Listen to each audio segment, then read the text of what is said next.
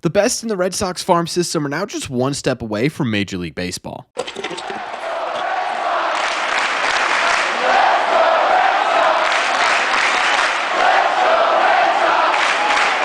What is going on, everybody? Welcome back to Red Sea Radio. My name is Corbin. This weekend really has been a total disaster for this Red Sox team. Things aren't looking exactly fantastic at the Major League level, and we will talk about that for sure. But the good news here is that the weekend ended on a bit of a high note. Actually, not a bit, a really big high note, and that is that the top Red Sox prospects in this system are now just one step closer to Major League Baseball. So what we're going to do in today's video is we're going to break that down. We're going to break down each promotion, talk about what it means for them, and talk about what these promotions overall mean for the Boston Red Sox. Thank you all very much for clicking on this one. Let's get into it.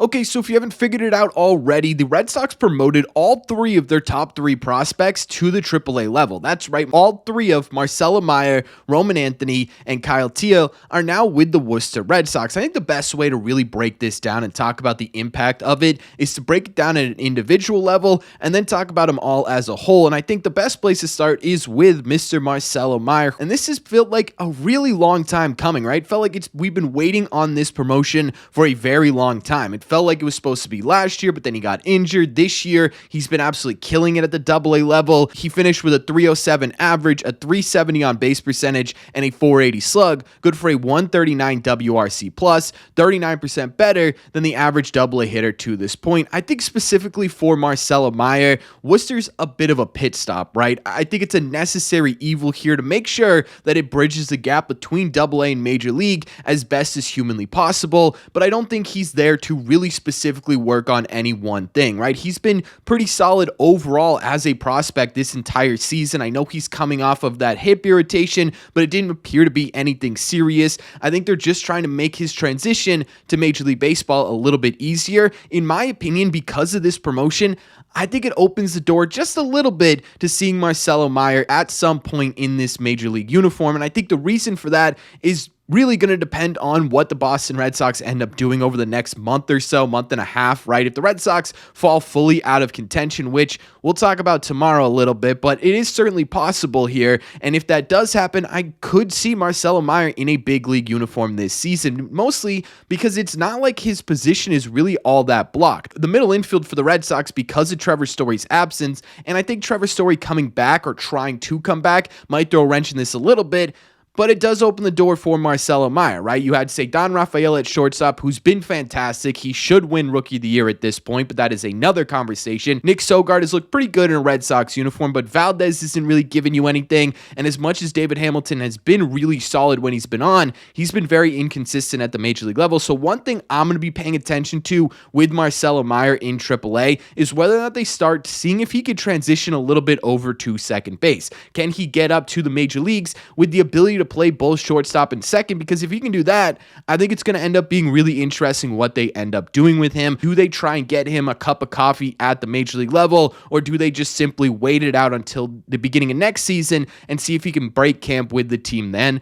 I don't really know, but all I know is Marcelo Mayer's been killing it in this farm system for basically, 3 or 4 years now. It really feels like we've been waiting forever for this Marcelo promotion, so it's absolutely fantastic that it got here. The second person here is obviously Roman Anthony, and Roman, to me, is actually the most interesting promotion of these three because of what it means for the Boston Red Sox. He is still 20 years old, so they do have some time to figure out what they're going to do with him, what his path to Major League Baseball is going to look like, but this promotion was much more than deserved. He was absolutely killing it in AA. He had a 266 average with a still pretty high 364 on base percentage and a 476 slug, which was good for a 136 WRC plus, 36% above league average production. Now, there is one thing that a lot of people have been paying attention to with Roman Anthony's campaign so far this year, and that has been his strikeout numbers. They are pretty high. It's a 25.6% strikeout rate in AA this season, but he's also still getting on base a pretty decent amount. It's why I highlighted that on base percentage when we were breaking down his slash line, but he's also walking at a rate of 12.7%. It's not like this dude is a strikeout or a home run type hitter. He's still getting on base. He's still being productive.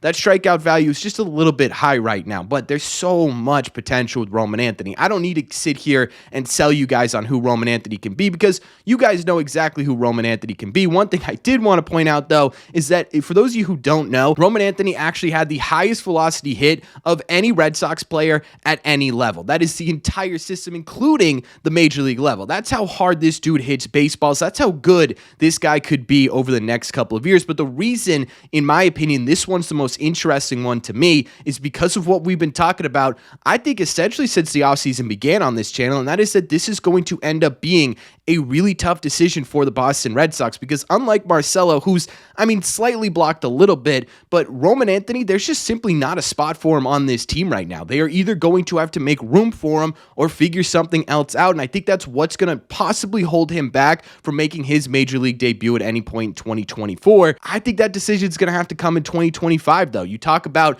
Tyler O'Neill and Rob Refsnyder leaving the team most likely this offseason, and we can talk about whether or not we want that to happen or not. That's another conversation, but you're still left with Wilyer, Cedon, and Durant, who are all everyday regular starting caliber players. What do you do with Roman Anthony? How do you fit him in here? We thought that this decision may not have to come for a little bit.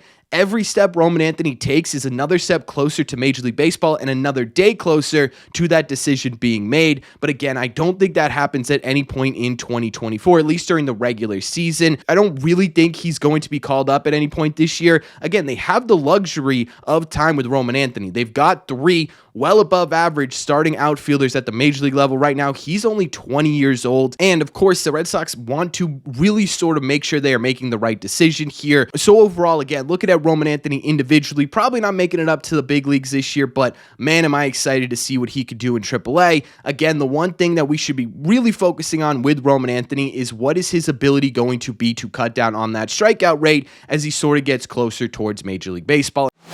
Pardon the interruption, folks. Before we get into the next individual breakdown, do me a favor. Make sure you guys have hit that subscribe button if you haven't already. If you're new here, we talk Red Sox content almost every single day. Also, make sure you guys have hit the like button on this video as well. It just helps these videos out a ton, and it's the best way you can let me know you're enjoying the content we are putting out. Thank you all very much for taking a second and doing so. Again, I apologize. Let's get into some Kyle Teel breakdown.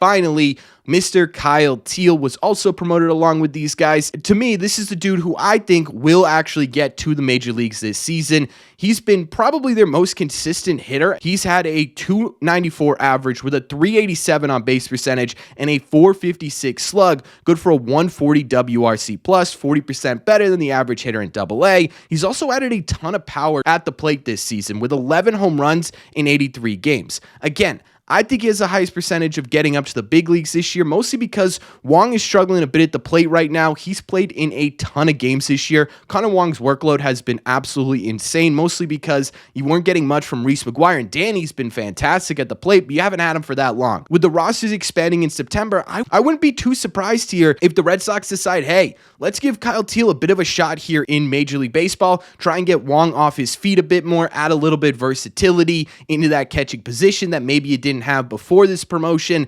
I could see that happening, and it feels like Kyle Teel is on the verge of that. One thing I do want to point out from an individual basis about Kyle Teel's time in AAA is that I think the main focus here is going to be defense. I don't think he's a bad defensive catcher, and he's got a cannon of an arm, but you have a real interesting opportunity in AAA right now. You've got Tyler Heineman, who's there, who has had a lot of success at the major league level defensively. He's been a very good catcher. You've got Rich Gedman coaching the Worcester Red Sox, who is a Red Sox Hall of Fame catcher. He has some really great experience in Major League Baseball, being that sort of general on the field you want your catcher to be. And to give him credit, Reese McGuire, who's currently in AAA as well, was well above average when it came to framing this season. You sort of got a mishmash of Major League experience catchers there. And I think, in my opinion, again, we know that bat is going to play most likely at basically every level he's going to. He's that good at making contact. It's about making that transition from a catcher to a field general. Absolutely has the talent to get there, but I think that's going to be the main focus in AAA. Overall, taking a look at these moves as a whole, I think it's absolutely fantastic that the Red Sox have decided to keep these guys together, right? They sort of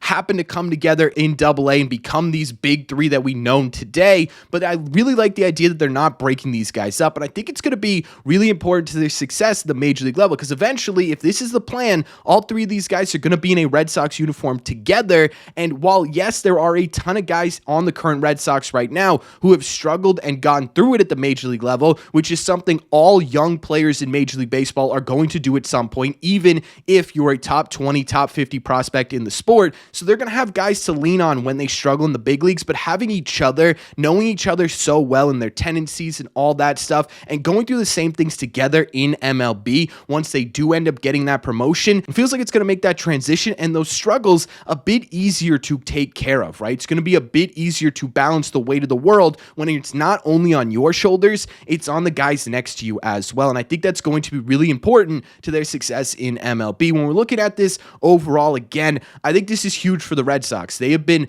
basically saying this is what we're going to be waiting on until we try and build our next World Series contender. And now they're basically at your doorstep, which is honestly a bit scary. I think it's scary for the Red Sox. It's got to be scary for these prospects, and it's scary for fans. Are the Red Sox really waiting to invest in this team until the full potential of this minor league system is up at the major league level? Or are we about to see the true colors of this front office? Is that what we're about to see? I don't know. But either way, it absolutely is a bit terrifying. These are the guys that you're putting all of your bets onto with the guys that are currently on your team right now. What is that going to look like in Major League Baseball? It's crazy to say that we're probably soon going to find out. But at the end of the day, this is absolutely exciting. This is exciting for everybody involved in this promotion because it feels like a light at the end of the tunnel. How long have we been talking about the potential of all three of these guys and what they could look like in MLB? Well, now they're just one step away. Now they're a hot month from Major League Baseball. Now they're a singular adjustment to Major League Baseball. And it's literally like these guys are knocking on the door. It feels like the future of this team is coming together right before our very eyes, and it is absolutely fascinating to watch, but there's still a lot of work to do, right? There's a lot of work to do in between this promotion and Major League Baseball, and they still have to do that successfully. The Red Sox still have to do that successfully. I think with the talent these guys have, we're going to see them very, very soon. And on a personal level here, in terms of the channel specifically, now we're going to have the opportunity to get some content with all of these guys, so keep an eye out for those videos because I think they're going to be a ton of fun to watch.